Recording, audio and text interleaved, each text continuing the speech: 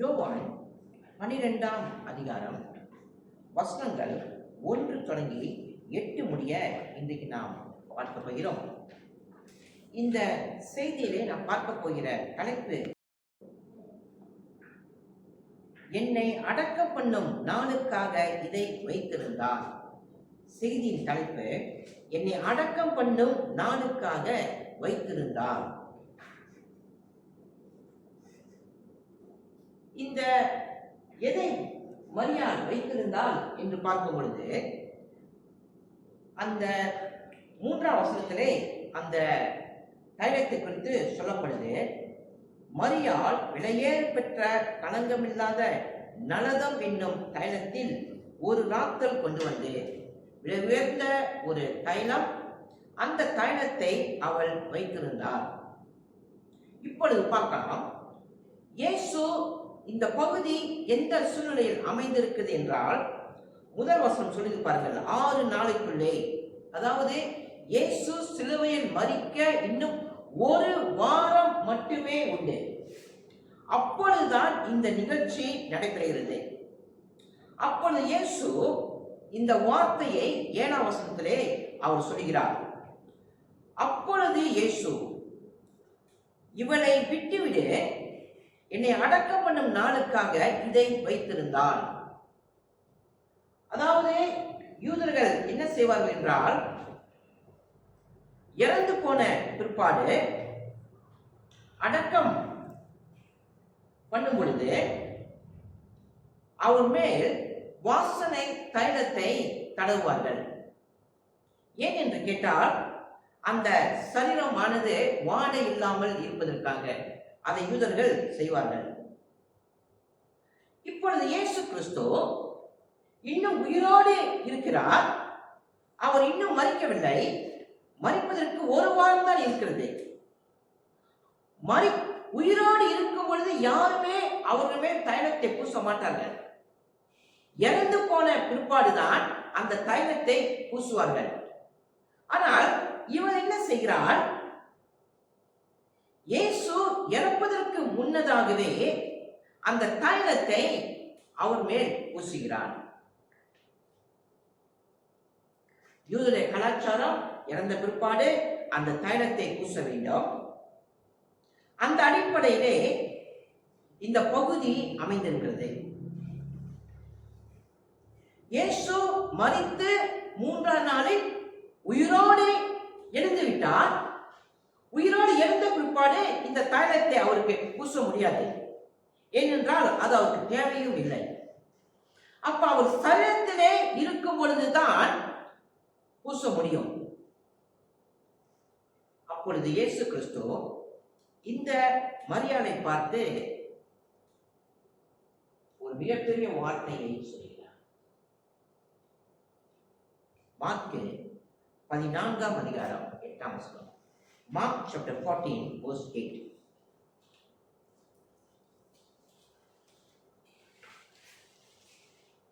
Mark 14ஆம் அதிகாரம் 8ஆம்.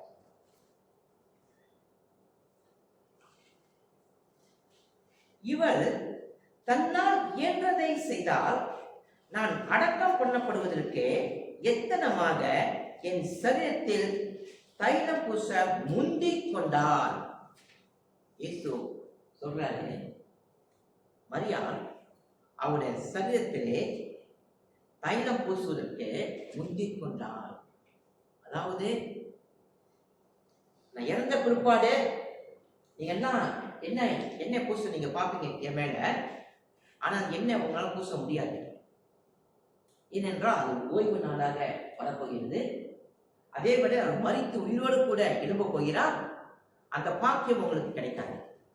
ஆனால் உயிரோடு நான் இருக்கும் பொழுதே இந்த மரியாதையின் மேல் என்ன பூசுகிறாள். அதுதான் ஆண்டவர் சொல்றாரு, அவள் முந்திக் கொண்டாள். இயேசுவுக்கு பணிவிடை செய்வதற்கு கடைசி வாய்ப்பு இதுதான். இதற்கு பிற்பாடு அவருக்கு பணிவிடை செய்ய முடியாது. ஏன் என்று கேட்டால், அவர் மரிக்க போகிறார், மரித்து உயிரோடு எழும்ப போகிறார்.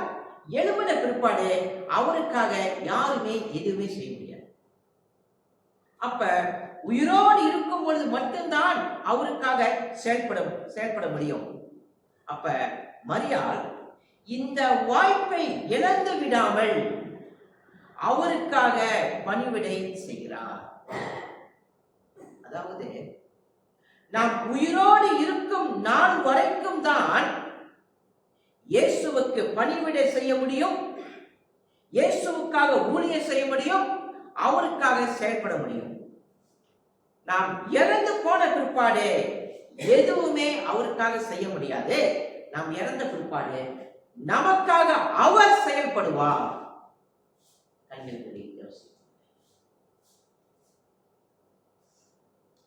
கர்த்தாவே, இந்த செய்தியானது ஒரு தத்துவத்தை மக்களுக்கு போதிக்கிறதாகவோ அல்லது ஒரு மதத்தை கொண்டு வந்து போதிப்பதற்காகவோ இல்ல ஆண்டவரே. இந்த சத்தியம் ஏன் இருக்கிறது என்றால் இந்த சத்தியத்தினுடைய மகிமையும் மகத்துவமும் ஆண்டவரே இதை அறியும் பொழுதுதான் தெரிகிறது. இந்த உலகத்தில் நாங்கள் சரீரத்தில் வாழும் பொழுது மட்டும்தான் உமக்கென்று நாங்கள் உழைக்க முடியும், ஊழியம் செய்ய முடியும், பணிவிடை செய்ய முடியும், ஊழியம் செய்ய முடியும் ஆண்டவரே. நாங்கள் இறந்த பிற்பாடு நாங்கள் எதுவுமே செய்ய முடியாது. ஆனால் நீர் எங்களுக்காக செயல்படுகிறீர் ஆண்டவரே. ஆகவே கொடுத்திருக்கிற இந்த சரீரம் எங்கள் ஆத்துமா ஆவி உமக்கென்று பயன்படும்படியாக, உமக்கென்று உபயோகப்படும்படியாக எங்களை இந்த கால வேளையில் அர்ப்பணிக்கிறோம் ஆண்டவரே. ஜீவனுள்ள தேவனே, பரிசுத்த ஆவியானவர் எங்கள் இருதயத்தில் இப்பொழுது பேசி ஆண்டவரே நாங்கள் உமக்கென்று எங்களை அர்ப்பணிக்க உதவி செய்யும், ஆசீர்வதிக்கும்படியாக ஜெபிக்கிறோம். வாழ்கிற எங்கள் மேல் இரக்கமாய் இரும் ஆண்டவரே. இயேசு கிறிஸ்துவின் மூலம் கேட்கிறோம் எங்கள் ஜீவனுள்ள நல்ல பிதாவே, ஆமென். இந்த செய்தி எப்படி அமைந்திருக்கிறது என்றால், நான் பின்னால் படம் வரைந்திருக்கேன் பாருங்க. இந்த அடிப்படையில் தான் இந்த செய்தி அமைந்திருக்கிறது. மரியாள் எண்ணெய் ஊற்றுகிறார். அவருடைய அன்பு அந்த பகுதியிலே வெளிப்படுகிறது. ஆனால் மரியாளுடைய பார்வையில் அந்த எண்ணெய் ஊற்றுவதே எப்படி இருக்கிறது, தேவனுடைய பார்வையிலே அந்த எண்ணெய் ஊற்றுவது எப்படி இருக்கிறது, இந்த படத்தின் அடிப்படையில் தான் இந்த செய்தி இங்கே அமையப்படுகிறது. சரி, 2 குறிப்பை நான் உங்களுக்கு கொடுக்கிறேன்.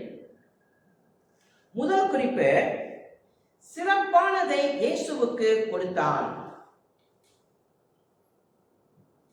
இரண்டாவது குறிப்பு, முழு இருதயத்தையும் வெளிப்படுத்தி காண்பித்தார். இந்த 2 குறிப்பின் மூலமாக இன்றைக்கு நாம் இந்த செய்தியை பார்க்க போகிறோம். யோவான் 12ஆம் அதிகாரம் 1ஆம் வசனம் 2ஆம் வசனம். புஷ்பம்மா வாசிங்க. யோவான் 12ஆம் அதிகாரம் வசனம் 1, 2.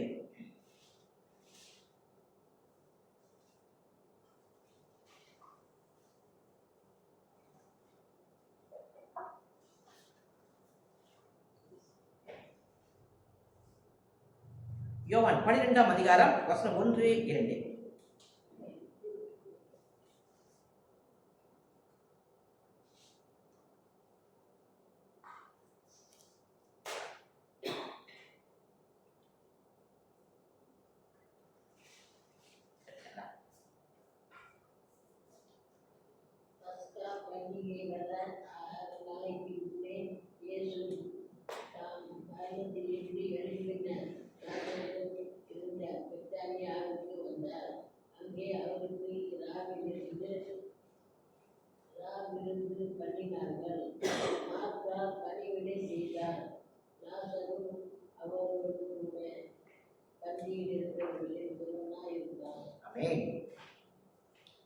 பஸ்கா பண்டிகை என்று சொல்லப்படுகிறது. இந்த பஸ்கா பண்டிகை யூதர்கள், இஸ்ரவேல் மக்கள் எகிப்தை விட்டு வெளியே வரும்போது அந்த ராத்திரியிலே ஒரு ஆட்டை வெட்டி அந்த ஆட்டை அவர்கள் சமைத்து, அதாவது அந்த ஆட்டை சமைத்து அவர்கள் சாப்பிடுவார்கள். அந்த எகிப்தை விட்டு வெளியே வரும் பொழுது அந்த பண்டிகை கொண்டாடுவார்கள். அந்த பண்டிகையின் பேர் தான் பஸ்கா பண்டிகை. அப்ப யோவான் இந்த இடத்திலே வலியுறுத்தி சொல்லுகிற ஒரு வார்த்தை என்னவென்றால் பஸ்கா பண்டிகை. அவன் இதை ஏன் எழுத வேண்டும் என்றால், இயேசு கிறிஸ்து கடைசி பண்டிகை, இந்த பண்டிகை கொண்டாட போகிறார். பஸ்கா பண்டிகை கடைசி பண்டிகை, இதுதான் இயேசுவுக்கு. இதற்கு மேல் அவர் பஸ்கா பண்டிகை கொண்டாட மாட்டார். அப்ப யோவான் இந்த இடத்திலே பஸ்கா பண்டிகை என்று சொல்லும் பொழுது இயேசு கிறிஸ்துவே பஸ்கா ஆடாக இருக்கிறார். அவரே பஸ்காவாக பலியாக போகிறார். யோவான் அதை தெளிவாக இந்த பகுதியிலே குறிப்பிடுகிறார். அடுத்ததாக இந்த விருந்து எங்கே நடக்கிறது என்றால், மார்க் 14 அதிகாரம் 3 வசனம். Mark chapter 14 verse 3. Yastika Wasima. Mark chapter 14 verse 3. While he was at the tea in the house of Simon the leper, and he was reclining at table, a woman came in and absent a flask of ointment of pure nard, very costly, and he broke the flask and poured it over his face. சண்டை வாசிங்க. அவர் பெத்தானியாவில் குஷ்டரோகியாய் இருந்த சீமோன் வீட்டிலே போஜனம் பந்திருக்கையில் ஒரு ஸ்திரீ வெளியேற பெற்ற நலதம் எனும் உத்தம தைலமுள்ள வெள்ளைக்கல் பரணியை கொண்டு வந்து அதை உடைத்து அந்த தைலத்தை அவர் சிரசு மேல் ஊற்றினார். அப்ப இந்த பந்தி, இந்த விருந்து எங்க நடக்கிறது என்றால், பெத்தானியாவிலே குஷ்டரோகியா இருந்த சீமோன் வீட்டிலே இந்த விருந்து நடைபெறுகிறது. அப்ப அந்த வீட்டுக்கு மார்த்தாள், மரியாள் வந்திருந்தார்கள். அதே வேளையில் அந்த விருந்தில் குறிப்பிடக்கூடிய ஒரு மனிதன் அங்கு இருக்கிறான். 12ஆம் அதிகாரத்திலே, யோவான் 12ஆம் அதிகாரத்திலே யார் இது? எஸ், லாசரு. அந்த பகுதியிலே நீங்கள் பார்த்தால், அந்த 12ஆம் அதிகாரத்திலே இந்த பார்க்கலாம், 2ஆம் வசனத்தை நீங்கள் பார்க்கலாம். லாசருவையும் அவருடனே கூட பந்தி இருந்தவர்களில் ஒருவனாய் இருந்தான். லாசரு ஒருவனாய் இருந்தான் சொல்லும் பொழுது யோவான் அங்கே வலியுறுத்தி சொல்கிறான் லாசருவை குறித்து. ஏன் லாசருவை குறித்து வலியுறுத்தி சொல்ல வேண்டும்? 11ஆம் அதிகாரத்தில் லாசரு ஆண்டவர் உயிரோடு கூட எழுப்பினார். அப்ப வலியுறுத்தி சொல்லுகிற ஒரு சத்தியமா இருக்கிறது. அப்படி என்றால் இந்த விருந்து ஏன் நடைபெறுகிறது?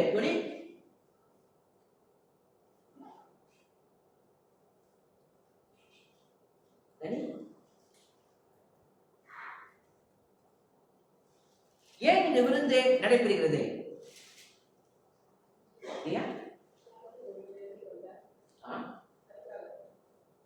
ஏன் இந்த விருந்து நடைபெறுகிறது?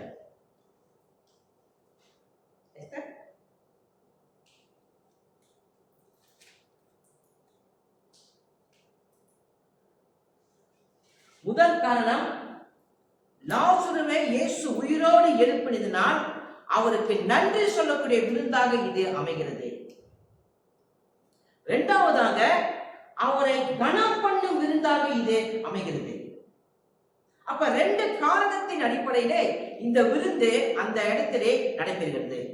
அப்ப ஏன் யோவான் இந்த பகுதியிலே லாசருவும் அவருடனே கூட இருந்தவர்கள் ஒருவனாய் இருந்தால் என்று சொல்லும் பொழுது, 11ஆம் அதிகாரத்தில் லாசரு மரித்து விட்டான். அந்த மரித்த லாசரு ஆண்டவர் உயிரோடு எழுப்பினார் அல்லவா? அவர் எழுப்பும் பொழுது ஆவியிலே எழுப்பினார். எப்படி எழுப்பினார்? இல்லை, சரீரத்திலே உயிரோடு கூட எழுப்பினார். அப்ப சரீரத்தின் உயிர்த்தெழுதல் அந்த பகுதியிலே நடந்திருக்கிறது என்பதை யோவான் இங்கு ஆணித்தரமான வசனத்தை சொல்கிறார். அப்ப உயிரோடு இறந்து போன மனிதன் உயிரோடு எழும்பி 12ஆம் அதிகாரத்தில் ஒரு விருந்தில் அவன் கலந்து கொள்கிறான் என்றால் அவனை உயிரோடு எழுப்பியது ஆண்டவராக இயேசு கிறிஸ்து. அப்ப இயேசு கிறிஸ்து ஒரு தேவன் என்று, அவர் மனிதன் அல்ல, ஒரு தேவன் என்று இந்த இடத்திலே வலியுறுத்தப்படுகிறது இந்த 12ஆம் அதிகாரத்திலே.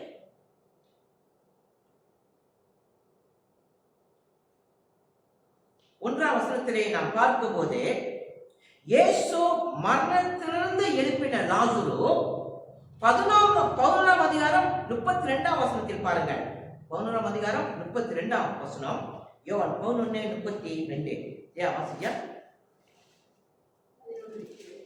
இயேசு இருந்த இடத்தில் மரியாள் வந்து அவரை கண்டவுடனே அவர் பாதத்தில் விழுந்து, ஆண்டவரே, நீர் இங்கே இருந்தீரானால் என் சகோதரன் மரிக்க மாட்டார் என்றார். அப்ப அந்த பகுதியிலே பார்க்கும் பொழுது அந்த பகுதியிலே மார்த்தாள் அழுகிறாள், மரியாள் அழுகிறாள், கூட இருந்த எல்லாருமே அழுகிறார்கள். எங்கே? 11ஆம் அதிகாரத்தில். ஆனா 12ஆம் அதிகாரத்துக்கு வரும் பொழுது அழுகையா விருந்தா? விருந்து நடைபெறுகிறது. அப்ப 11ஆம் அதிகாரத்தில் துக்கம், 11ஆம் அதிகாரத்தில் துயரம், 11ஆம் அதிகாரத்தில் கவலை, கண்ணீர். ஆனா 12ஆம் அதிகாரத்திலே ஒரு நம்பிக்கையின் அதிகாரமாக அது மாறுகிறது. எப்படிப்பட்ட அதிகாரம் மாறுகிறது என்றால், அது மகிழ்ச்சியான ஒரு வீடாக, சந்தோஷமான ஒரு வீடாக, அப்படிப்பட்ட ஒரு வீடாக அது மாறுகிறது. அப்ப மனிதனுடைய பார்வையிலே ஒரு விருந்து நடைபெறுகிறது, சரீரத்தின் விருந்து. ஆனால் லாசருவுக்கு அது சரீரத்தின் விருந்தா? என்ன விருந்து லாசருவுக்கு? அது சொல்லுங்க, லாசருவுக்கு என்ன விருந்தது? உயிர்த்தெழுந்த விருந்து லாசருவுக்கு. அன்பானவர்களே, உங்களுடைய வாழ்க்கையில ஒரு நாள் ஒரு விருந்து இருக்கிறது. என்ன விருந்தது? உயிர்த்தெழக்கூடிய விருந்து உங்கள் எல்லாருக்குமே ஒரு நாள் தனிப்பட்ட முறையிலே நடைபெறுகிறது. எவ்வளவு பெரிய ஆசீர்வாதம்! ஒரு விருந்து நமக்கு காத்துக் கொண்டிருக்கிறது, தெரியுமா உங்களுக்கு? இந்த விருந்து யாருக்கு என்றால், இயேசுவை தேவன் என்று விசுவாசித்தார்களே அவர்களுக்கு மட்டும்தான் இந்த விருந்து தன் சரீரத்திலே நடைபெற போகிறது. இயேசு கிறிஸ்துவை விசுவாசிப்பது எவ்வளவு அவசியம் பார்த்தீங்களா?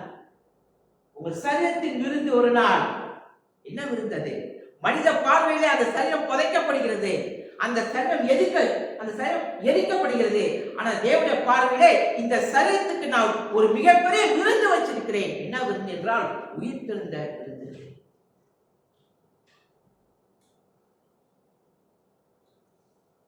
3ஆம் வசனத்தில் 3 செயல்களை நாம் பார்க்க போகிறோம். மரியாள் செய்யக்கூடிய 3 செயல். வாசிங்க. யோவான் 12:3. அப்பொழுது மரியாள் விலையேறப்பெற்ற களங்கமில்லாத நரதம் என்னும் தைலத்தில் ஒரு ராத்தல் கொண்டு வந்து அதை இயேசுவின் பாதங்களில் பூசி தன் தலைமயிரினால் அவருடைய பாதங்களை துடைத்தாள். அந்த வீடு முழுவதும் தைலத்தின் பரிமளத்தினால் நிறைந்தது. 3 செயல் அந்த மரியாள் அங்கு செய்கிறார். நம்ம பார்க்க போகிறோம். 1வது விலையேற பெற்ற தைலம், அதை அவள் கொண்டு வந்ததை விலையேற பெற்ற தைலம். 2வதாக இயேசுவின் பாதத்தில் பூசினாள். 3வதாக தன் தலைமயிரால் அவருடைய பாதத்தை துடைக்கிறாள். இந்த 3 செயலையும் மரியாள் இந்த பகுதியிலே செய்யும் பொழுது, எண்ணெயை தலையில் மேல் ஊற்றுவது மத்தேயு, மார்க்கு அப்படித்தான் சொல்கிறார்கள், தலையில் மேல் ஊற்றுவது என்று. அதாவது பழைய ஏற்பாட்டிலே ஏன் எண்ணெயை ஊற்றுவார்கள் என்றால், ஒரு மனிதனை ஒரு பணிக்கென்று அனுப்ப போகிறார்கள். அதற்கு ஆதாரமாக தலையிலே எண்ணெயை ஊற்றி அபிஷேகம் செய்வார்கள். அதற்குத்தான் அடையாளம். அப்ப பழைய ஏற்பாட்டிலே 3 பெயரை அபிஷேகம் செய்வார்கள், எண்ணெய் பூசி. யார் யார்? 1வது யாரு? 3 பணி செய்கிறவர்களை. 1வது ராஜாவை அபிஷேகம் பண்ணுவார்கள். 2வது ஆசாரியனை அபிஷேகம் பண்ணுவார்கள். 3வது தீர்க்கதரிசியை அபிஷேகம் பண்ணுவார்கள். அப்ப இந்த 3 பணியும் இஸ்ரவேல் ரொம்ப முக்கியமான ஒரு பணி அது. அப்ப அந்த பணிக்கு அவர்களை போகிறார்கள் என்பதற்கு ஆதாரமாக இந்த அபிஷேகத்தை, இந்த எண்ணெயை அவர்கள் தலையின் மேல் ஊற்றி உறுதிப்படுத்துவார்கள். இப்பொழுது இந்த மரியாள் என்ன செய்கிறார்? இயேசுவின் தலையின் மேல் எண்ணெயை ஊற்றி அவரை அபிஷேகம் செய்கிறார். இது அவர் செய்ய போகிற திருப்பணி. என்ன திருப்பணி என்றால், அவர் சிலுவையிலே மரித்து மீட்பை சம்பாதிக்க போகிறார். அதற்கு அவர் ஆயத்தப்படுத்தி அவரை அனுப்புகிறார். அந்த மூன்றாம் அந்த வசனத்தை நீங்கள் பார்க்கலாம். மூன்றாம் வசனத்திலே மரியாள் விலையேறு பெற்ற, அது எவ்வளவு விலை? அது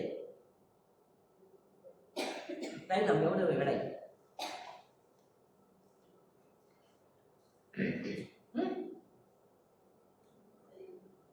எவ்வளவு விலை தைலம்? பரிமள தைலம் எவ்வளவு விலை? அது தெரியுமா இருக்குது? ஆல்பர்ட், எவ்வளவு விலை அது? அந்த தைலம்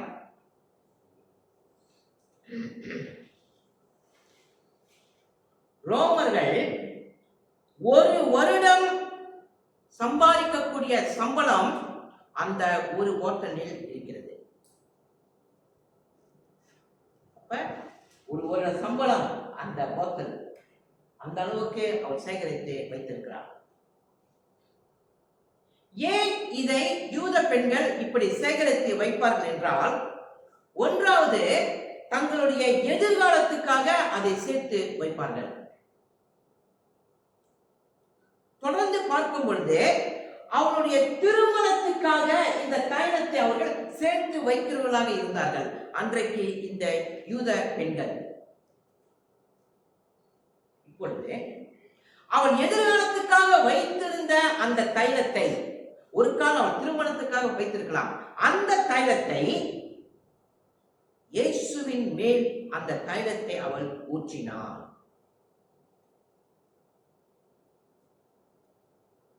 என் வாழ்க்கைக்கு எது அதிக முக்கியமோ, அவளுடைய வாழ்க்கைக்கு எது அதிக முக்கியம், எது அவள் வாழ்க்கையிலே முதன்மையானதாக இருக்குது, எது என் வாழ்க்கையில் எல்லாவற்றிலும் விட மிக மிக முக்கியம், அந்த முக்கியம் எனக்கென்று நான் வைத்துக் கொள்ளாமல் நான் அதை யாருக்கென்று கொடுக்கிறேன்?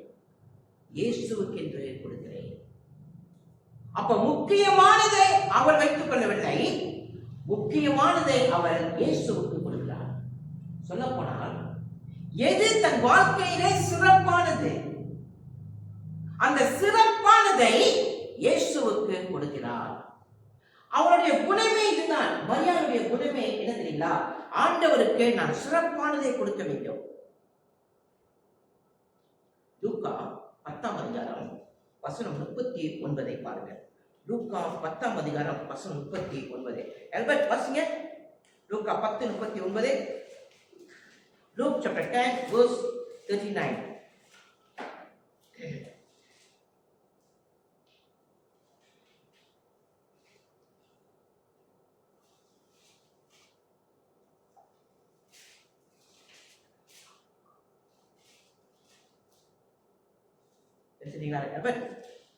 And she had a sister called Mary, who sat at the Lord's feet and listened to his teaching. 42 வசனம் 42. But one thing is necessary. Mary has chosen the good portion, which will not be taken away from her. 39ஆம் வசனத்திலே மரியாள் எனப்பட்ட ஒரு சகோதரி இருந்தார். அவள் இயேசுவின் பாதத்தருகே உட்கார்ந்து அவருடைய வசனத்தை கேட்டுக்கொண்டிருந்தார். ஆனா மார்த்தாள் என்ன செய்றார்? வேலை செஞ்சு கொண்டிருக்கிறார். இவர் வசனத்தை கேட்டுக்கொண்டிருக்கிறார். அப்பொழுது இயேசு 42ஆம் வசனத்திலே மரியாளை குறித்து ஒரு வார்த்தை சொல்கிறார். தேவையானது ஒன்றே, மரியாள் தன்னை விட்டு எடுப்படாத நல்ல பங்கை தெரிந்து கொண்டாள் என்றார். இதை தெரிந்து கொண்டாலாம்? நல்ல பங்கு, அதாவது நல்லதை தெரிந்து கொள்ள சிறப்பானதை தெரிந்து கொண்டாள். அதாவது தன் வாழ்க்கையிலே மரியாள் எப்பொழுதுமே இயேசுவுக்கு எதை கொடுக்க விரும்புகிறாள் என்றால், எது என் வாழ்க்கையில மிக மிக முக்கியம் எனக்கு, அதை நான் வைத்துக் கொள்ளாமல் அதை நான் இயேசுவுக்கு கொடுக்கிறேன். அப்படிப்பட்ட பெண்ணானவள் தான் இந்த மரியாள். 4ஆம் வசனம் 5ஆம் வசனம் ரோமர் 12ஆம் அதிகாரம். அங்கிள் வாசிங்க. யோவான் 12ஆம் அதிகாரம், John chapter 12 verse 4 and 5. Uncle வாசிங்க uncle, 4 and 5.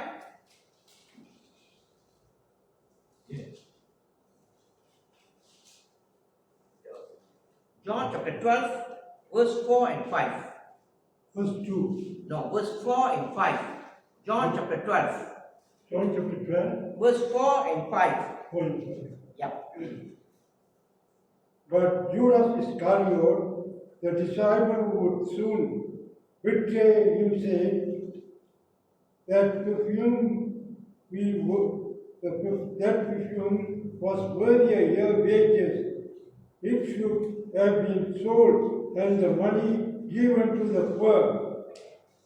So, not that he cared for the poor, he was a thief, and since he was in charge of the disciple money, he often sold some for himself. 4ஆம் வசனம் 5ஆம் வசனம் பாருங்கள். அப்பொழுது அவருடைய சீஷரில் ஒருவனும் அவரை காட்டிக் கொடுக்க போயினுமாகிய சீமோனுடைய குமாரனாகிய யூதாஸ்காரியர் இந்த தைலத்தை 300 பணத்துக்கு விற்று தரித்திரருக்கு கொடாமல் போனது என்ன என்றான். இந்த பகுதியிலே நீங்க பாருங்க, சீடர்கள் என்ன செய்கிறார்கள்?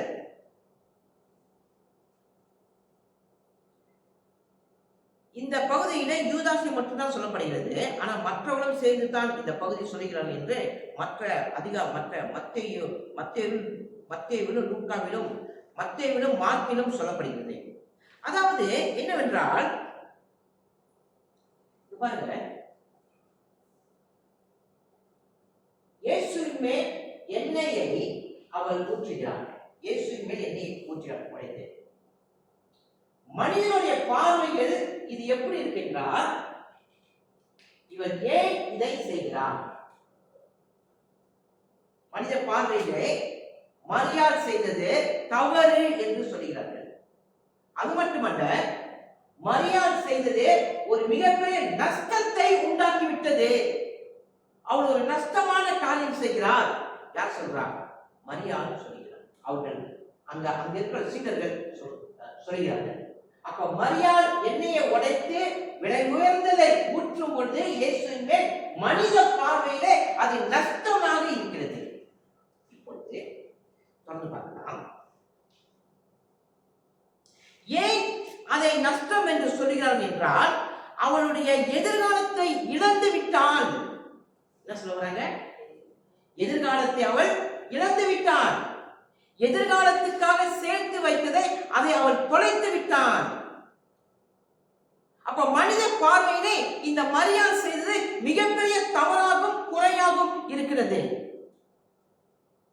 அப்ப எதிர்காலத்தையே அவள் தொலைத்து விட்டாள் என்று அன்றைக்கு சீடர்கள் சொல்லுகிறார்கள். இப்ப தேவனுடைய பார்வையிலே மரியாள் செய்த இந்த காரியம் எப்படி இருக்கிறது? தேவனுடைய பார்வையில் இந்த மரியாள் செய்த காரியம் எப்படி இருக்கிறது பாருங்கள். மார்க்கு 14ஆம் அதிகாரம் 8ஆம் வசனம்.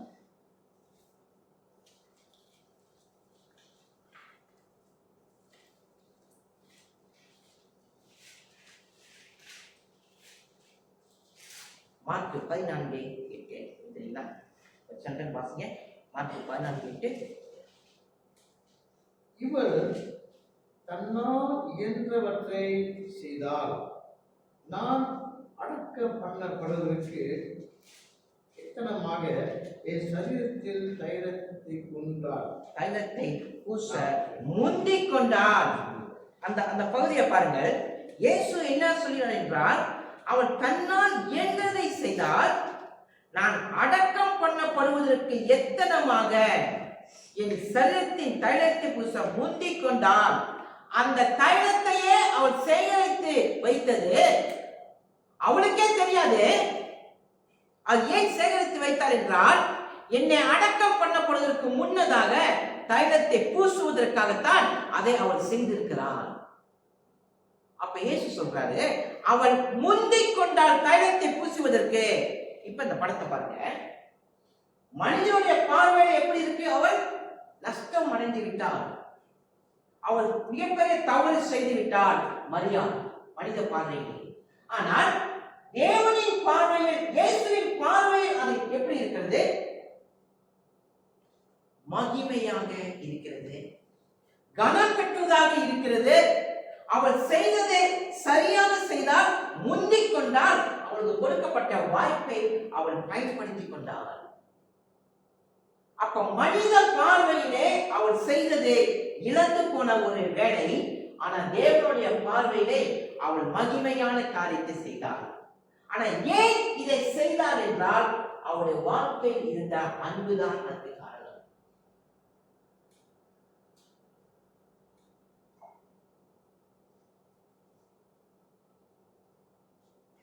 மனித பார்வையில் நஷ்டம், தேவனின் பார்வையில் கனம் பெற்றாள். யார் இந்த தைலத்தை இயேசுவின் மேல் ஊற்றி இருக்க வேண்டும்? யார் ஊற்றி இருக்க வேண்டும் இந்த தைலத்தை இயேசுவின் மேல்? யார் இதை செஞ்சிருக்கணும்? யார் இந்த தைலத்தை அவர் மேல் ஊற்றி இருக்க வேண்டும்? லாசரு செஞ்சிருக்கலாம். எஸ், யார் செஞ்சிருக்க வேண்டும்? Very good. 12 சீடர்கள் செய்திருக்க வேண்டும். எப்படி தெரியுங்களா? 12 பேரும் ஒவ்வொரு போட்டலை கொண்டு வந்து இயேசுவின் மேல் என்ன செஞ்சிருக்கணும்? ஊற்றிருக்கணும். இது யார் செய்ய வேண்டிய வேலை? இது மரியாள் செய்ய வேண்டிய வேலை அல்ல. அவரோடு கூட இருந்த 12 சீடர்கள் செய்ய வேண்டிய வேலை இது.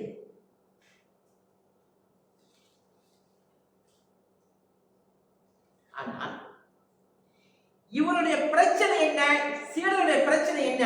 அப்பொழுது என்ன நடந்து கொண்டிருக்குது? Yes, very good. யார் பெரியவன்? அந்த பிரச்சனை அங்க ஓடிக்கிட்டு இருக்கு. நான் பெரியவனா, நீ பெரியவனா? யோவானோ யாக்கோபு என்ன செஞ்சாங்க?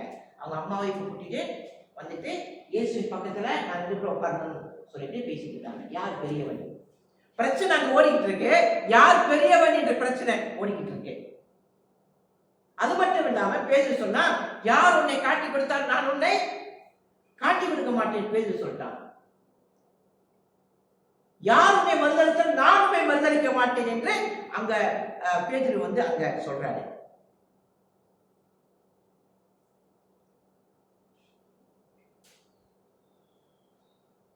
யாருமே தன்னுடைய ஆவியை குறித்து, தன் ஆத்துமாவை குறித்து, தன் சரீரத்தை குறித்து அவர் ஒப்பு கொடுத்து வாழ வேண்டுமே.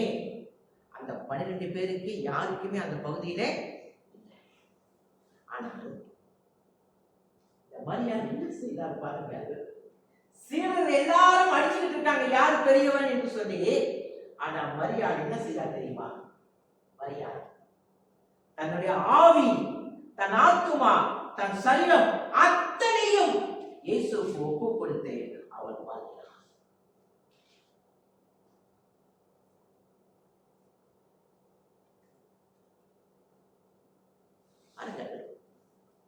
ஒரு கேள்வி கேட்கிறேன். இப்பொழுது சொல்லுங்க, இயேசு ஒரு வாரம் தான் இருக்குது மரிக்க போகிறார் என்று அந்த மரியாளுக்கு தெரியுமா? இது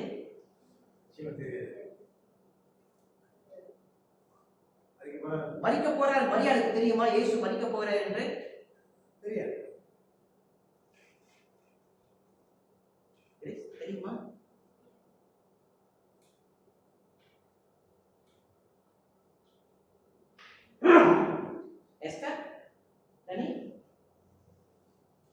அப்ப ஏன் அவள் இயேசுவின் மேல் தைலத்தை பூசினாள்? ஒரே ஒரு காரணம் என்னது? அவர் மேல் வைத்த அன்புதான் காரணம். இந்த அன்புதான் காரணம். ஆனால் யாருக்கு தெரிஞ்சிருக்கணும் அவர் சிலுவையிலே ஒரு வாரத்தில் மரிக்க போகிறார் என்று? சீடர்களுக்கு தெரிஞ்சிருக்கணும். சீடர்கள் அதை தெரிஞ்சு மரியாள் செய்ய வேண்டிய அந்த எண்ணெய் வேலையை இவர்கள் ஒவ்வொருவரும் 12 போத்தலை கொண்டு வந்து இயேசுவின் தலையின் மேல் ஊற்றி அவரை அபிஷேகம் செய்திருக்கணும். ஆனா இவருடைய பிரச்சனை என்ன? யார் பெரியவர்? நீ பெரியவன், நான் பெரியவன்.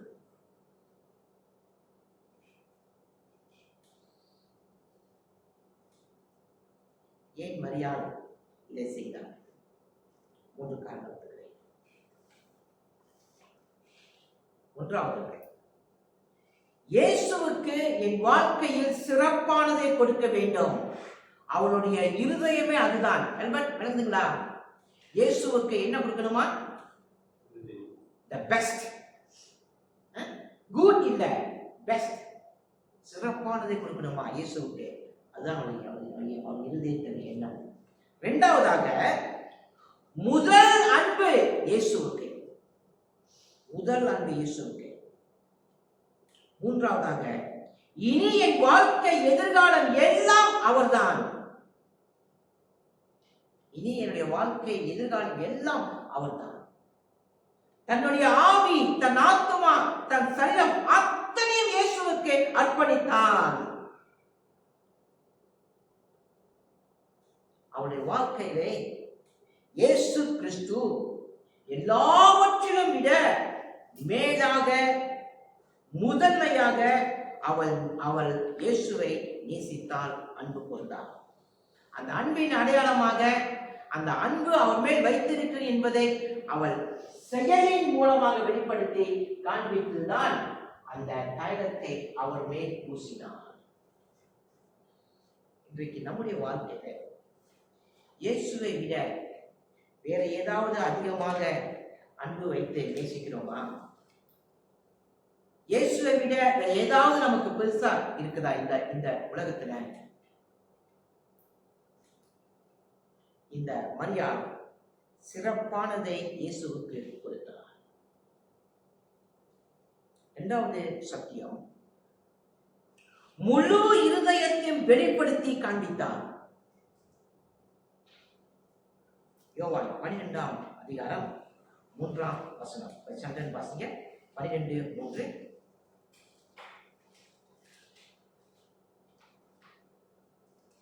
அப்பொழுது மரியாள் வெளியேறப்பட்ட கடனமில்லாத நலதம் என்னும் தைலத்தில் ஒரு ராத்தல் கொண்டு வந்து அது இயேசுவின் பாதங்களில் பூசி தன் தலை மயிரினால் அவருடைய பாதங்களை துடைத்தால் அந்த வீடு முழுவதும் தைலத்தின் பரிமளத்தினால் நிறைந்தது. எல்லாரும் பார்க்கிறாங்க. யூதர்கள் எப்படி உட்கார்கள் என்றால், நம்மை போல மேஜையில உட்கார மாட்டாங்க. தெரியுங்களா? நாற்காலியில உட்கார மாட்டாங்க. மேஜை இருக்கும், கீழே இருக்கல்லவா, கீழே இருந்துதான் அவர்கள் உட்காருவார்கள். நம்மை போல நாற்காலியில் உட்கார மாட்டார்கள். மேஜை இருக்கும், மேஜைக்கு கீழே உட்கார்ந்து. அப்ப அது போலதான் அங்கே சீடர்கள் உட்கார்ந்து இருக்கிறாங்க. லாசருவும் அங்கே இருக்கிறான். சுற்றியும் யூதர்கள் அங்கே இருக்கிறாங்க. பெத்தனியாவிலே இந்த விருந்து நடைபெறுகிறது. அந்த தைல கோப்பையை அவள் எல்லாருக்கும் மத்தியில ஒட்டைக்கிறாள். எல்லாரும் பார்க்கிறாங்க. அவள் அந்த தைல போத்தலை ஒட்டச்சி இயேசுவின் மேல் ஊற்றினாள். எல்லாரும் பார்க்கிறாங்க. அவள் தைல போத்தலை உடைத்தாள். ஆனா தேவன் பார்க்கிறார். அவள் தைல போத்தத்தை உடைக்கல. எதை உடைச்சார்? தன்னுடைய இருதயத்தை உடைத்தார். எல்லாருடைய பார்வை அங்கு போத்தலை தான் பார்க்கிறார்கள், எண்ணெயை தான் பார்க்கிறார்கள். அவருடைய அன்பை, அவர் இருதயத்தை பார்க்கல. ஆனா தேவன் எதை பார்த்தார்? அவருடைய இருதயத்தையே உடைத்து எனக்கு முன்னாலே ஊற்றினாலே. சங்கீதம் 51ஆம் சங்கீதம் 7ஆம் வசனம் 17ஆம் வசனம். சங்கீதம் 51 வசனம் 17. சங்கீதம் 51 வசனம் 17. முதல் இங்கிலீஷ்ல வாசிங்க. Psalm 51 verse 17. Yeah.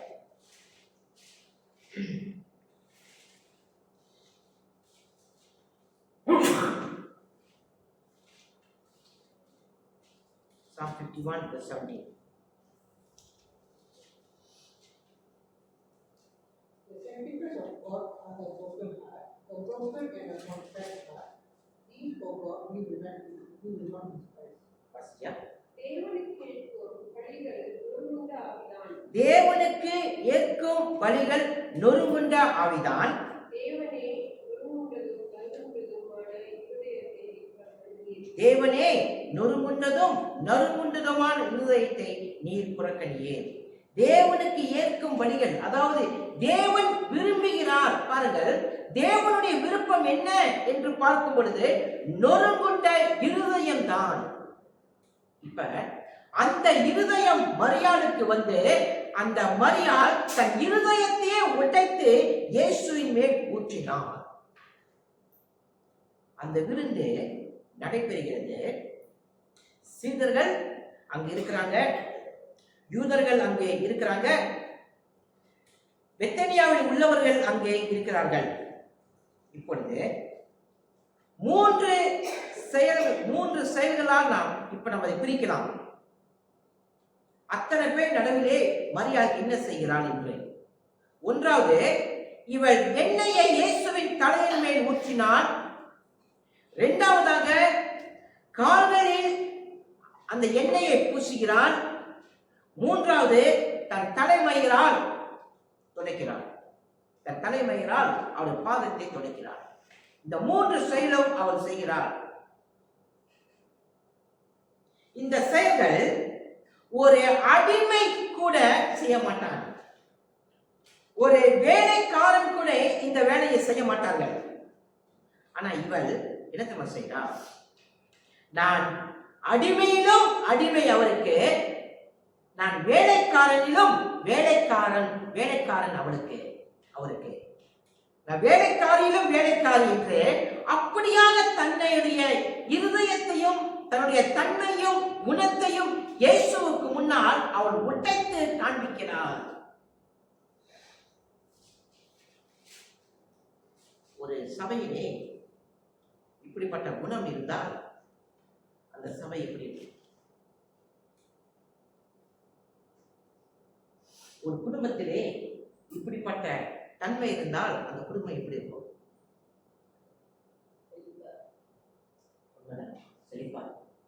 ஒரு விசுவாசியுடைய வாழ்க்கையிலேயுமா இப்படிப்பட்ட குணம் இருந்தால் அந்த அந்த விசுவாசி எப்படி பண்ணுவீங்க? அப்ப ஒரு சபையிலும் ஒரு குடும்பத்திலும் ஒரு விசுவாசியுடைய வாழ்க்கையிலும் எது இருக்கணும்? இந்த மரியாதை போல குணம், மரியாதை போல தன்மை, மரியாதை போல இருதயம் அங்கு இருக்க வேண்டும்.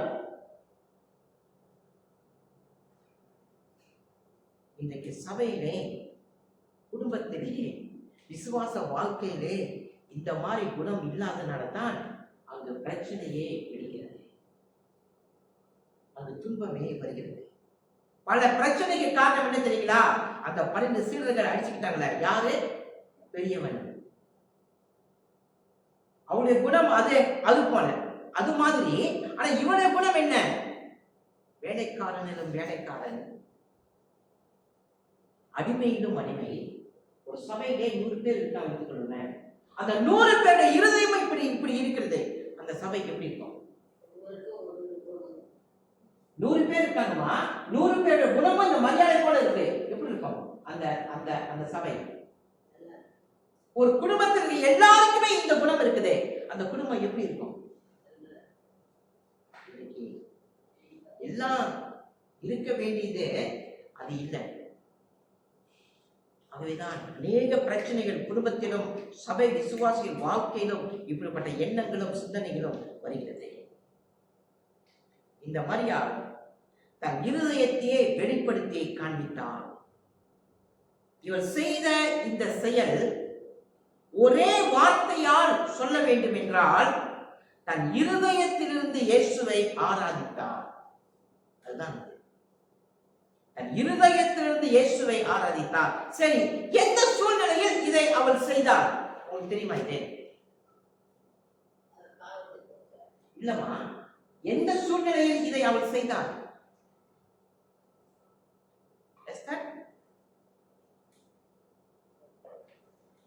அவர் சிலுவையில் மரிக்கிறது எத்தனை நாள் இருக்கு? ஒரு வாரம் தான் இருக்குது. ஒரு வாரம் தான் இருக்குது. அந்த ஒரு வாரத்தில் என்னென்ன நடக்க போறதுன்னு தெரியுமா உங்களுக்கு? அந்த ஒரு வாரத்துல சீடர்கள் இயேசுவை விட்டு ஓட போறாங்க. அந்த ஒரு வாரத்துக்குள்ள பேதுரு அவரை அந்த ஒரு வாரத்துக்குள் அவரை மறுதலிக்க போகிறான். யூதாஸ் அவரை காட்டிக் கொடுக்க போகிறான். அந்த ஒரு வாரத்தில் என்னென்ன நடக்க போகுதுன்னு நீங்க பாத்தீங்களா? அந்த அந்த கடைசி அந்த ஒரு வாரத்தில சீடர்கள் யார் என்று வெளிப்படுத்தி அந்த 12 பேருக்குள் மத்தியில் இருக்கக்கூடிய குணங்கள், தன்மைகள் எல்லாமே வெளிப்பட போகுது. சீடர்கள் எல்லாரும் தனித்தனி பாதையில் நின்று கொண்டே இருக்கிறார்கள். எல்லாமே அந்த நேரத்தில் தான் இந்த மரியாள் சிறப்பானதை இயேசுவுக்கு கொடுத்தார். அந்த ஒரு வாரத்தில் என்ன நடக்க போகுதுன்னு கேட்டீங்கன்னா, சீடர்கள் யார் என்று தங்களை வெளிப்படுத்த போகிறார்கள். ஆனா இவளோ தன்னுடைய ஆவி, தன்னுடைய ஆத்துமா, தன் சரீரம் அத்தனையும் இயேசுவுக்கு ஒப்பு கொடுத்து அர்ப்பணித்து அவள் வாழ்கிறாள்.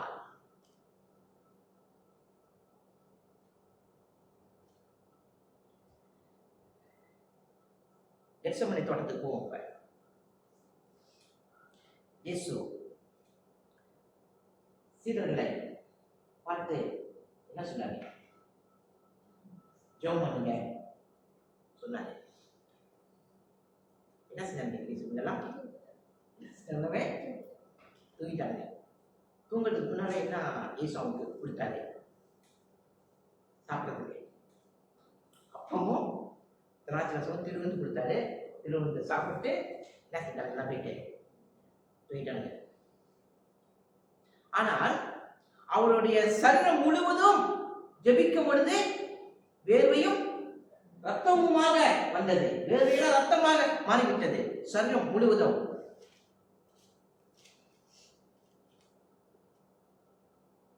இந்த சீடர்கள் இயேசு கிறிஸ்துவை பார்த்திருக்கணும். அவர் ஜெபிக்கும் பொழுது பேதுரு, யோவான், யாக்கோபு, அந்திரியா, மத்தேயு எல்லாமே அவர் பார்த்திருக்கணும். என்னங்க இயேசு ஜெபிக்கிறார், உடம்பெல்லாம் ரத்தமா இருக்குதா? பேதுரு, யோவான் நீங்க பார்த்தீங்களா? அவர் ஜெபிக்கிறார், உடம்பெல்லாம் ரத்தமா வருது. அப்ப இவர் சிலுவையில மரிக்கிறதுக்கு நேரம் வந்துருச்சு அவருக்கு தெரிஞ்சிருக்கணும். ஏன்னா கூடயே இருக்கிறாங்க 3 வருஷம். தெரிஞ்ச பிற்பாடு தைல கோப்பை 12 பேரும் எடுத்துட்டு வந்து அவர் மேல என்ன செஞ்சிருக்கலாம்? அன்றைக்கு அப்ப சொல்லுங்க, அப்ப என்ன செஞ்சிருக்கலாம்? ரத்தமும் வேர்வையும் சிந்தித்துக் கொண்டு இருக்கிறார், ஜெபித்துக் கொண்டு இருக்கிறார். அவர் உடம்பெல்லாம் ரத்தமாக வடிகிறது. சீடர்களுக்கு தெரியணும், ஏதோ ஒண்ணு நடக்க போகுது, ஏதோ ஒண்ணு இவருக்கு நடக்க போகுது. அப்ப என்ன செய்யணும்? அவங்க எண்ணெயை கொண்டு வந்து 12 பேரும் கொண்டு வந்து 12 பேரும் அவருடைய தலையிலே அந்த எண்ணெயை உடைத்து ஊற்றி இருக்கிறோம். நாங்க உங்களோட கூட இருக்கிறோம். அந்த எண்ணெயை நாங்க உங்க மேல ஊத்துறோம். நீங்க தான் உலகத்தின் பாவத்தை மீட்க போறீங்க அப்படின்னு சொல்லி அந்த மீட்பை அந்த அவர் செய்ய போற காரியத்துல அவருக்கு எண்ணெயை ஊற்றி அனுப்பியிருக்கணும். கவனிங்க, கெத்செமனே தோட்டத்திலே சீடர்கள் செய்ய வேண்டிய அந்த காரியத்தை மரியாள் சீமோன் ஆகிய குஷ்டரோகியின் வீட்டிலே அவள் செய்கிறார். சீடர்கள் செய்ய வேண்டிய வேலையிலே யார் செய்கிறார்? மரியாள் செய்கிறார்.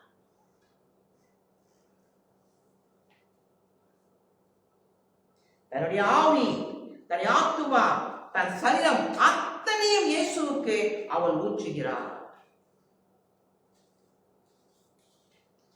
நாங்கள் வேத கல்லூரியை படிக்கும் பொழுது எங்களுக்கு சொல்லிக் கொடுப்பாங்க, கிரிட்டிக்கலா திங்க் பண்ண சொல்லி. கிரிட்டிக்கல் திங்கிங் தமிழ்ல என்ன சொல்லுவாங்க? கிரிட்டிக்கல் திங்கிங் ஒரு பகுதியை எடுத்துக்கலாம்.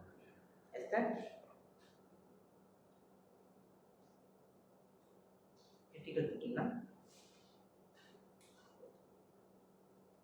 மாறுபாடான சிந்தனை.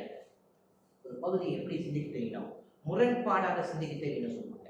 முரண்பாடாக சிந்திக்க தெரியணும். அப்ப இந்த பகுதியை நான் பிரசங்கத்தை ஆயத்தப்படுத்தும் பொழுது முரண்பாடாக நான் சிந்திச்சேன். 2 கேள்வி நான் கேட்பேன், அதுக்கு பதில் சொல்ல ஆயத்தமா இருக்கேன். ஒன்றாவது கேள்வி முதல் ரைட்டா இருக்கட்டும். 2வது கேள்வி என்னன்னா, 2 கேள்விக்கு வரல, மாறுபாடான சிந்தனை வந்து பேதுருவை இயேசுவை விசாரிக்கிறாங்க. பிலாத்து விசாரித்துக் கொண்டு இருக்கிறான். அங்கெல்லாம் விசாரிக்கிறாங்க இயேசு கிறிஸ்துவை சிலுவைக்கு போறதுக்கு முன்னதாக. அப்ப பேதுருவும் அந்த இடத்துல எண்ணெய் நெருப்பிலே குளிர் காய்ந்து கொண்டிருக்கிறான். அப்பொழுது பேதுருவை பார்த்து கேட்கிறாங்க, நீரும் இயேசுவோடு கூட இருந்தவன் அல்லவா? 3 முறை கேட்டாங்க. பேதுரு என்ன சொன்னான்? இல்ல சொல்லிட்டான். கேள்வி இது இல்லை, நீ கேள்வி பாருங்க, கேள்வி கேட்கல. பேதுரு என்ன சொல்லிட்டான்? நான் இல்லைன்னு சொல்லிட்டு விசுவாசத்தை மறுதளிச்சிட்டான். இப்ப அதே யூதர்கள் பேதுருவை கேட்டாங்களே, அதே யூதர்கள் பேதுருவை கேட்டால, அதே ஒரு பெண்மணி இப்ப இந்த மரியாதை கேட்கிறாங்க, அன்றைக்கு மரியாதை அன்றைக்கு சீமோன் குஷ்டரோகியான அந்த வீட்டுல நீதானே இயேசுவினுடைய தலையில எண்ணெயை பூசி உன் தலைமையினால் உன்னுடைய பாதத்தை துடைத்தாய். இந்த மரியாதை கேட்கிறாங்க. இந்த மரியாதை என்ன சொல்லுவாங்க?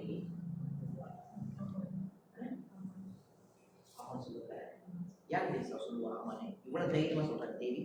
பேதுரு, அப்போஸ்தலன் பேதுரு மறுதலிச்சிட்டான். எனக்கு தெரியாதுன்னு 3 முறை. ஏனென்றால் இயேசுவை விசாரித்துக் கொண்டு இருக்கிறாங்க, சிலுவைக்கு கொண்டு போறாங்க. அப்படிப்பட்ட துன்பத்தை அவன் வந்து பார்த்துட்டாங்க. அவளுக்கு ஒரு துன்பம் அவருக்கு நடக்க போகுது. அப்ப பேதுரு வந்து மறுதலிச்சிட்டான். அப்போஸ்தலன் பல அற்புதங்களை செய்தவன் மறுதலிச்சிட்டான். விசுவாசத்துல சாதாரண பெண்ணுதானே இவன், சாதாரண பெண்ணுதானே இவன். இவளை கேட்டால் தேவி சொல்லுது, இல்ல நான் தான் அன்றைக்கு எண்ணெய் பூசியது, நான் தான் தலையில ஊற்றியது, நான் தான் பார்த்து எண்ணெய் ஊற்றியது, நான் தான். எப்படி தைரியமா சொல்றாங்க? மறுதளிக்க மாட்டார் சொல்லி மறுதளிச்சிருப்பாளா இந்த மரியாள்? அக்கா நீங்க சொல்லுங்க, இந்த மரியாள் மறுதளிச்சிருப்பாளா இயேசுவை? ஏன் அங்கிள் சொல்றாரு மறுதளிக்க மாட்டா? காரணம்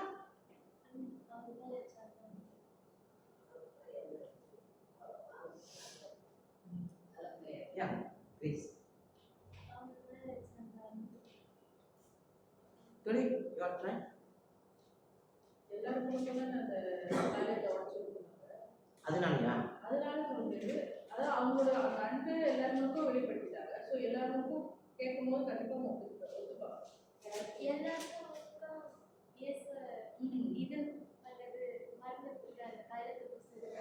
அதனாலயா? அப்படிப்பட்ட பேதுருவை மறுதலிச்சு ஓடிட்டாமா? எனக்கு தெரியாது சொல்லி 3 வேளை.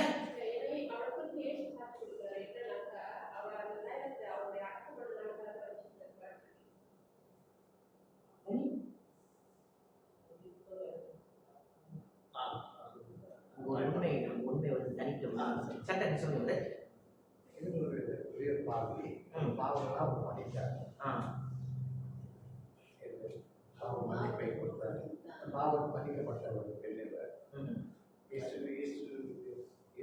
கிறிஸ்துவை அவர் தெளிவாக தெரிந்து வைத்திருந்தார். இயேசு கிறிஸ்துவின் ஏன் அவள் பேதுருவை போல விசுவாசத்தை மறுதளிக்க மாட்டாள்? அவளை கேட்டிருந்தார். காரணம் என்ன தெரியுங்களா? அவளுடைய ஆவி, அவளுடைய ஆத்துமா, அவளுடைய சரீரம் அத்தனையும் அர்ப்பணித்து விட்டாள் இயேசுவுக்கு.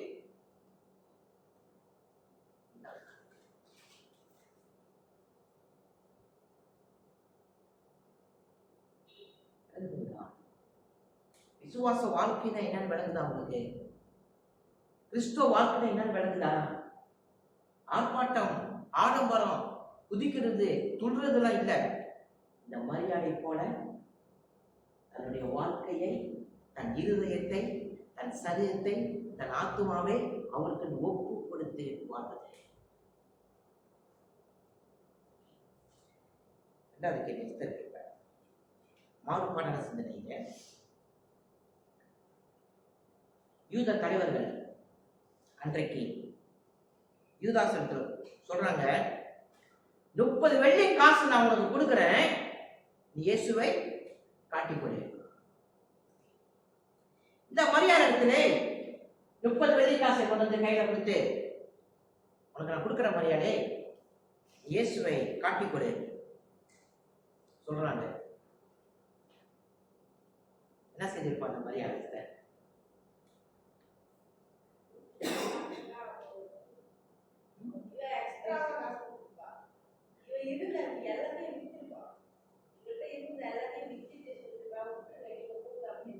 அவங்க தான் காஸ்ட்லியான டைம் இருக்கும், அதே வாங்க முடியாது. யூதாஸ்க்கு இருந்துச்சா இல்லையா? பணம் கையில காசு இருந்துச்சா இல்லையா யூதாஸ் கையிலையும்?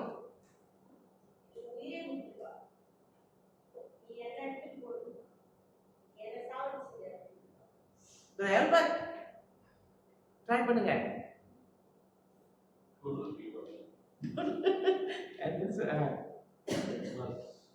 வெளியே ஒரு செய்யணும், பாவம் அதிகமான பாவம் பண்ணிட்டு இருக்காங்க. அதுக்காகத்தான் வாழ்க்கை முழுமையாக போகுது. அப்ப யூதாஸ் வந்து 30 வெள்ளி காசுக்காக இயேசுவை காட்டி கொடுத்தாங்க.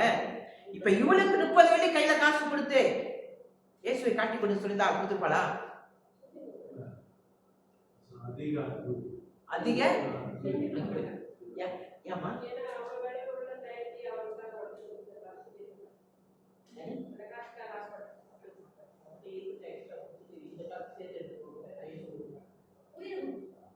அக்கா நீங்க என்ன சொல்றீங்க அக்கா? காசு கொடுத்துருக்க மாட்டேன். எனக்கு இயேசு யாருன்னு அவங்க அறிஞ்சிருக்காங்க, வேற அறிஞ்சிருக்காங்க.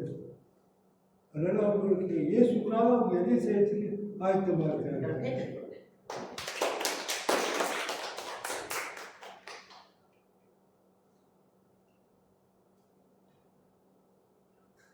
30 வெள்ளி காசுக்காக யூதாஸ், அவரோடு 3.5 வருஷம் இருந்த யூதாஸ் அவரை காட்டி கொடுத்துனா 30 வெள்ளி காசுக்காக. ஆனா இவர் உடைச்ச தாயில எவ்வளவு கிரேஸ்? 12ஆம் அதிகாரம் 5ஆம் வசனம், யோவான் 12:5 வாசித்தே. இந்த தைலத்தை 300 பணத்திற்கு விற்று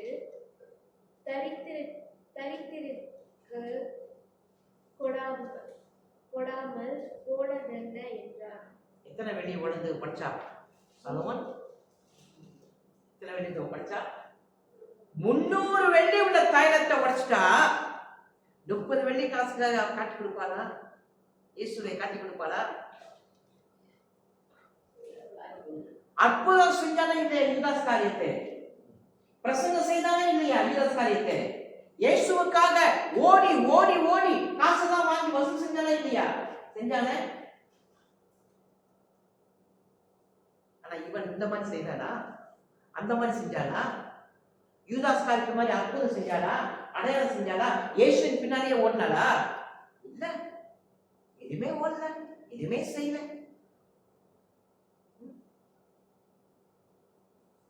ஆர்ப்பாட்டம் செய்யல, ஆடம்பரமான காரியங்களை இவள் செய்யல. கெத்செமனே தோட்டத்துல ஒருத்தர காதை வெட்டிட்டு ஓடுல. நான் தான் பெரியவன் என்று அவள் சொன்னாளா? அதுவும் சொல்ல, எதுவுமே செய்யல.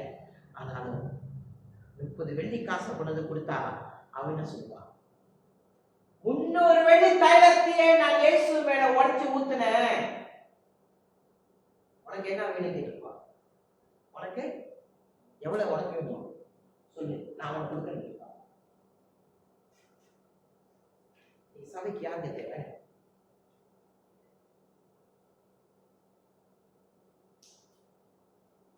ஆர்ப்பாட்டம் செய்கிறவர்கள் தேவையா சபைக்கு? இதோ சீடர்கள் அவரை மறுதளித்துட்டு ஓட போறாங்க.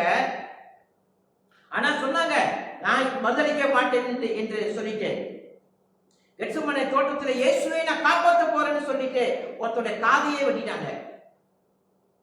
இயேசுக்கு பிற்பாடு நான் தான் பெரியவன் சொல்லி அந்த பிரச்சனை எல்லாம் அங்க அங்க அங்க அங்க அங்க வந்துருச்சு. ஆனா மரியாள் என்ன செஞ்சா?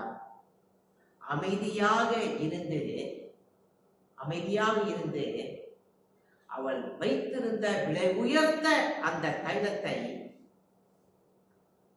இயேசு சிலுவையில் மரிக்க ஒரு வாரம் இருக்கும் பொழுது அதை உடைத்தானே, அதுதான் அவன் மேல் வைத்திருந்த அசைக்க முடியாத அன்பு. இயேசு மேல் வைத்திருந்த அசைக்க முடியாத அன்பு, ஆணித்தரமான அன்பு. அதுதான் அவருடைய இருதயத்தை அசைக்க முடியல, அவருடைய அன்பை அசைக்க முடியல. அப்படிப்பட்ட அன்பை வைத்திருந்தார் இயேசு.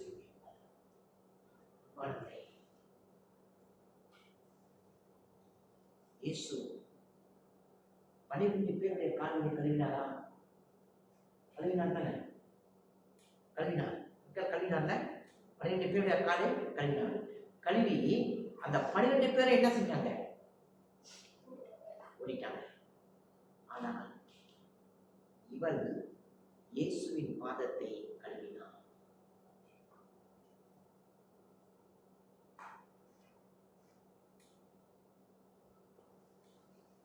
பன்னிரண்டு பேருடைய கால்கள் இயேசு கழுவினார். ஓடிட்டானுங்க, அவரை காட்டி கொடுத்துட்டானுங்க, மறுதளிச்சுட்டானுங்க. ஆனா இவருடைய காலை இயேசு கழுவினாரா? ஆனா இவர் என்ன செய்தார்? இவர் இயேசுவின் பாதத்தை கழுவினார். சொல்லி சபைக்கு யார் தெரியுமா? எப்படிப்பட்ட குணமுள்ளவர்கள் சபைக்கு தேவை?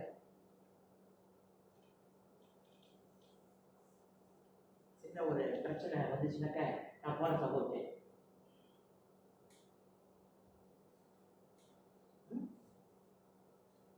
சின்ன ஒரு காரியம் நினைச்சுனாலே போயிருக்கேன், வேணாம். எல்லாம் பேதுரு, யோவான் அவங்களுக்கு தான் சீடர்கள் ரட்சிக்க, அதாவது கிறிஸ்து மரிக்கிறதுக்கு முன்னாடி குணம், அந்த குணம் அது. ஆனா இவருடைய குணத்தை பாருங்க. சொல்ல போனா சீடர்கள் செய்ய வேண்டிய ஊழியத்தை இவர் செய்தார். சீடர்கள் சொன்னார்கள், ஏன் இந்த எண்ணெயை வீணாக்க வேண்டும் என்று. இயேசு சொன்னார், என்னை அடக்கம் பண்ணும் நாளுக்காக இதை வைத்திருந்தார். இன்றைக்கு உங்கள் வாழ்க்கையில, என் வாழ்க்கையில, இந்த சபையின் வாழ்க்கையில, உங்கள் குடும்பத்திலே சிந்தித்து பாருங்கள். இந்த மரியாதை போல அர்ப்பணிப்பும் ஒப்பு கொடுத்தலும் நம்முடைய வாழ்க்கையிலே இருக்குதா? சரி, இப்படிப்பட்ட பெண்ணுக்கு இயேசு ஒரு வாக்குத்தத்தம் கொடுக்கிறார், ஒரு ப்ராமிஸ் கொடுக்கிறார். என்ன வாக்குத்தத்தம் தெரியுங்களா? மார்க்கு 14ஆம் அதிகாரம் 9ஆம் வசனம். மார்க்கு 14:9. மார்க்கு 14:9. சந்திரன் வாசிங்க. மார்க்கு 14:9. மார்க் 14ஆம் அதிகாரம் 9ஆம் வசனம்.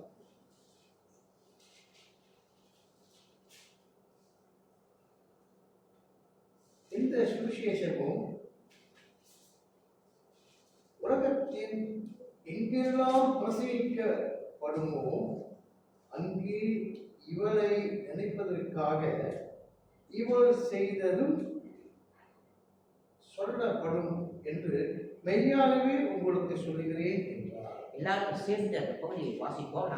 நான் வாசிக்கிறேன், நீங்க ரிப்பீட் பண்ணுங்க. இந்த சுவிசேஷம் உலகத்தில் எங்கெங்கே பிரசங்கிக்கப்படுமோ அங்கே இவளை நினைப்பதற்காக இவர் செய்ததும் சொல்லப்படும் என்று மெய்யாகவே உங்களுக்கு சொல்லுகிறேன் என்றார். எவ்வளவு ஆசீர்வாதம் அவருக்கு கிடைக்குது.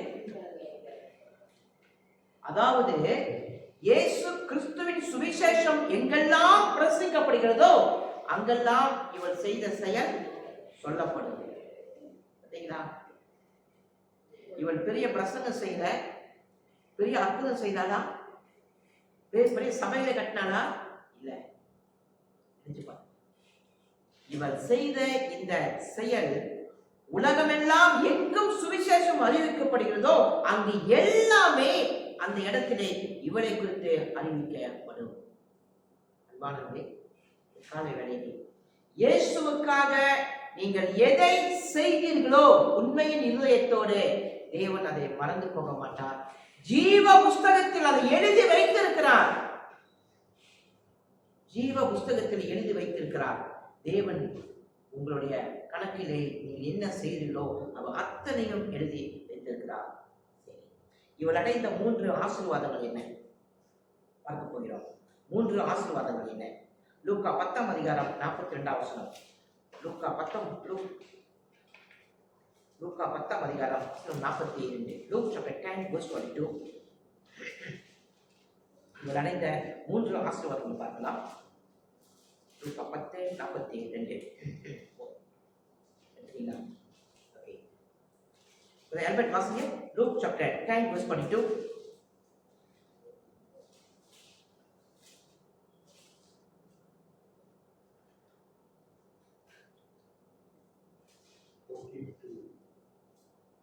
But one thing is necessary. Mary has chosen the good portion which will not be taken away from her. தேவையானது ஒன்றே, மரியாள் தன்னை விட்டெடுப்பத நல்ல பங்கை தெரிந்து கொண்டாள். முதல் ஆசீர்வாதம், நல்ல பங்கை தெரிந்து கொண்டாள். எதை செய்யணுமோ அது சரியாக செய்தால் ஆண்டவருக்கு முதல் ஆசீர்வாதம். 2வது ஆசீர்வாதம் மார்க் 14 அதிகாரம் 8 வசனம். எஸ்திகா வசனமா? மார்க் 14:8.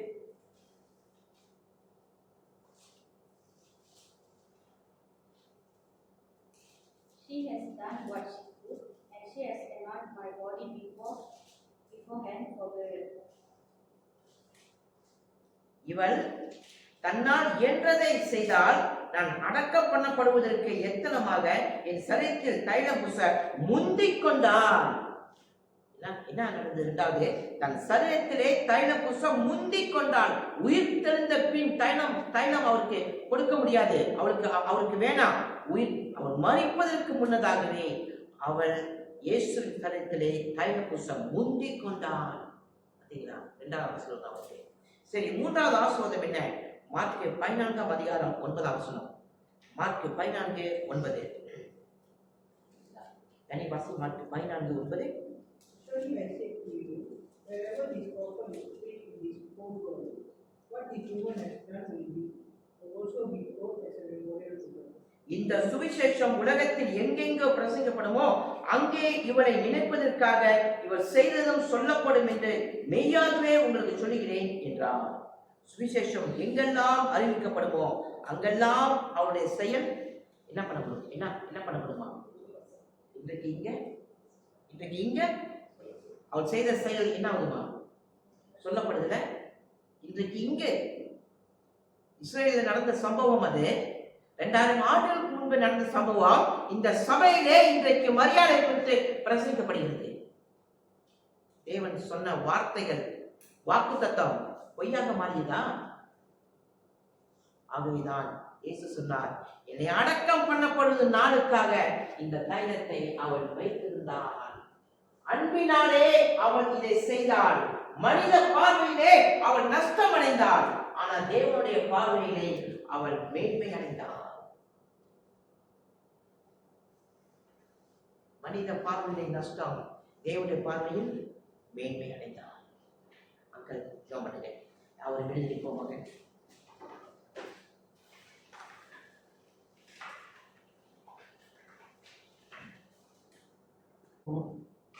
ஐயா, நீ சொன்ன வார்த்தை ஒருபோதும் வீணாவாதான கர்த்தாவே, அது நித்தியம் நிறைவேறும் ஆற்றல் கர்த்தாவே. இந்த நாளிலும் அப்பா தகப்பனே, மரியாதை காண்பித்த அன்பு எவ்வளவு என்பதை அப்பா இந்த சுவிசேஷத்தின் மூலமாக எங்களுக்கு அறிவிக்கிறேன்.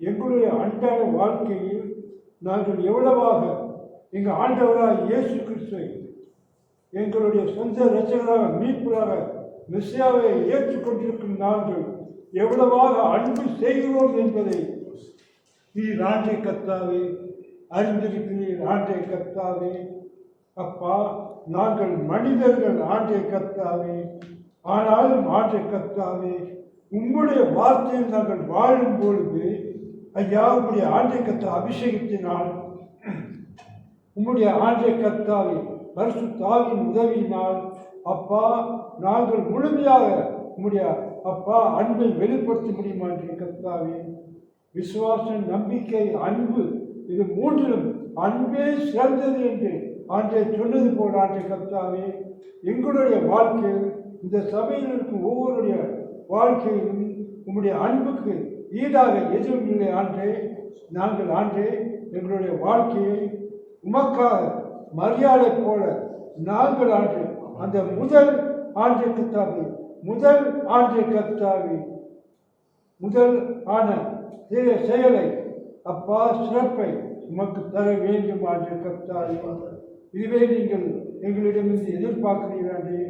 எங்களுடைய இதயம் நொறுங்குண்ட நறுங்குண்ட இதயமாக காணப்பட வேண்டும் என்று நாங்கள் அப்பா பெருமை பாராட்டி கொண்டு நாங்கள் ஆண்டை கர்த்தாவே, அப்படி எங்களுக்குள் இருக்கும் அந்த இருமாப்பு, ஆணவம், அகம்பாவத்தை நான் விட்டுவிட்டு அப்பா உம்முடைய வார்த்தைக்கு நாங்கள் கீழ்ப்படுத்தி நடக்கும்போது அது உமக்கு மிகவும் பிரியமானதாக இருக்கிறது ஆண்டே. இந்த நாளிலும் அப்பா நீர் ஆண்டே எங்களோடு பேசியதற்காக நன்றி.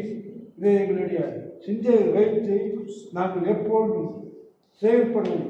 எங்களுடைய ஆயுள் நாளெல்லாம், ஜீவிய காலமெல்லாம் எங்கள் ஆண்டவராய் இயேசு கிறிஸ்துவுக்காக நாங்கள் வாழ்ந்து ஜீவித்தோம் என்பதை ஜீவ புத்தகத்தில் எழுதி அப்பா நீர் ஆண்டு எங்களை உயிர்ப்பித்து உங்களுடைய மகிமைக்குள், உங்களுடைய ராஜ்யத்துக்குள் நீர் ஆண்டு கர்த்தாவே, செயல் ஆண்டு கர்த்த ராஜ்யத்துக்குள் வைத்து ஆண்டு கர்த்த நடத்த போவதற்காக நன்றி தகப்பனே.